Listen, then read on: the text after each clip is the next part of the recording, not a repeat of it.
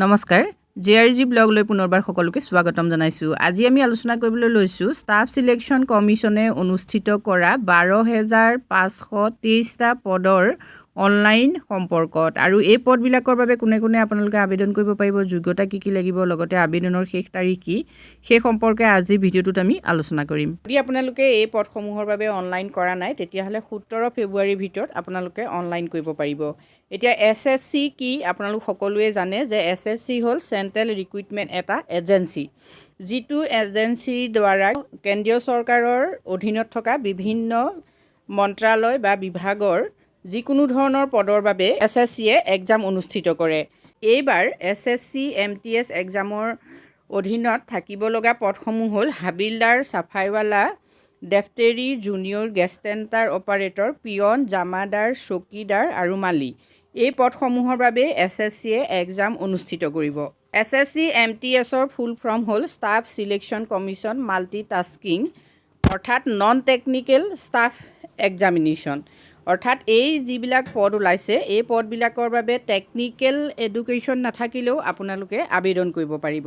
2023 চনৰ 18 জানুৱাৰীৰ পৰা ইতিমধ্যে অনলাইন হৈ আছে আৰু 17 ফেব্ৰুৱাৰীলৈকে লাষ্ট ডেট আছে। গতিকে আপোনালোকে যদি এতিয়াও এই পদসমূহৰ বাবে আবেদন কৰা নাই তেতিয়াহ'লে এতিয়াও যথেষ্ট সময় আছে।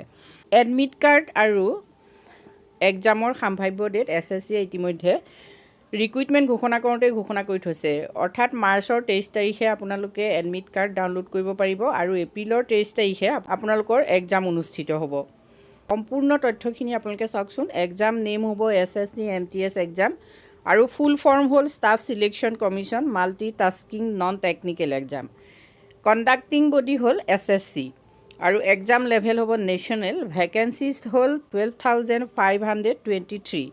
কেটেগৰী হ'ল গভৰ্ণমেণ্ট জব। এপ্লিকেশ্যন যিটো ফিজ হ'ল ইণ্ডিয়ান ৰুপিছত হ'ল 100 আৰু এবছৰত মাত্ৰ এবাৰেই পৰীক্ষা হয় আৰু এক্সাম মোড হ'ব online as computer based exam PET PST offline হ'ব ফৰ হাবিলদাৰ পোষ্ট অনলি। এই কথাটো আপোনালোকে মন কৰক যে কম্পিউটাৰ বেছড এক্সাম হ'ব অন্যান্য যিবিলাক পদ আছে যেনেকৈ আমি কৈছিলোঁ পিয়ন, মালি এটচেট্ৰা, এই পদবিলাকৰ কম্পিউটাৰ বেছড এক্সাম হ'ব আৰু অফলাইনত অকল হাবিলদাৰৰ বাবে PET PST হ'ব, অৰ্থাৎ ফিজিকেল ইফিচিয়েঞ্চি টেষ্ট আৰু physical standard test. Physical efficiency test আৰু ফিজিকেল ষ্টেণ্ডাৰ্ড টেষ্ট অকল হাবিলদাৰৰ বাবে হ'ব অফলাইন। পেপাৰ 1ৰ বাবে এক্সাম ডিউৰেশ্যন হ'ব 90 মিনিটছ আৰু পেপাৰ 1 এক্সাম ডেট হ'ব এপ্ৰিল 2023। এক্সাম পাৰপ'জ হ'ল selection of candidates for group C non gazetted non ministerial post. এতিয়া এক্সাম লেংগুৱেজ চাওক, Hindi, English and 13 regional languages, অৰ্থাৎ 13টা ৰাজ্যিক ভাষাত ইয়াত পৰীক্ষা অনুষ্ঠিত হ'ব, লগতে ইংলিছো হ'ব, হিন্দীও হ'ব। গতিকে আপোনালোকে নিজৰ ভাষাতে এই পৰীক্ষাটো দিব পাৰিব, অৰ্থাৎ আপোনালোকে অসমীয়া ভাষাটো SSC এক্সাম কমপ্লিট কৰিব পাৰে। এক্সাম এবিলিটি চাওক, অনলি 10 পাছ, অৰ্থাৎ আপুনি যদি 10ম শ্ৰেণী উত্তীৰ্ণ হৈছে তেতিয়াহ'লে এই পদসমূহৰ বাবে আবেদন কৰিব পাৰিব। SSC MTS এজ লিমিট আপোনালোকে চাই লওক। লোৱাৰ এজ হ'ল 18 years, অৰ্থাৎ আপোনালোকৰ নিম্নতম বয়স হ'ব লাগিব 18 বছৰ। যদি আপোনালোকে MTSৰ বাবে আবেদন কৰে তেতিয়াহ'লে 25 বছৰৰ ভিতৰত হ'ব লাগিব আৰু হাবিলদাৰ পোষ্টৰ বাবে 27 বছৰৰ ভিতৰত আপোনালোকে আবেদন কৰিব পাৰিব। ইয়াতে এজ ৰিলেক্সেশ্যন থাকিব, সেই বিষয়ে আমি পৰৱৰ্তী পৰ্যায়ত আলোচনা কৰিছোঁ। চেলাৰী হ'ব 27,904 আৰু আপোনালোকে যদি এই পদসমূহৰ ওপৰত সবিশেষ জানিব খুজিছে তেতিয়াহ'লে আপোনালোকে অফিচিয়েল ৱেবছাইট http://ssc.nic.in গৈ সম্পূৰ্ণ তথ্যখিনি চাব পাৰিব। লগতে আপোনালোকে এই লিংকতে গৈ আবেদন কৰিব পাৰে আৰু যিখন অফিচিয়েল ন'টিফিকেশ্যন সেইখন মই ডেছক্ৰিপশ্যন বক্সত দি দিম, তাতো গৈ আপোনালোকে সম্পূৰ্ণ তথ্যখিনি চাই ল'ব পাৰিব।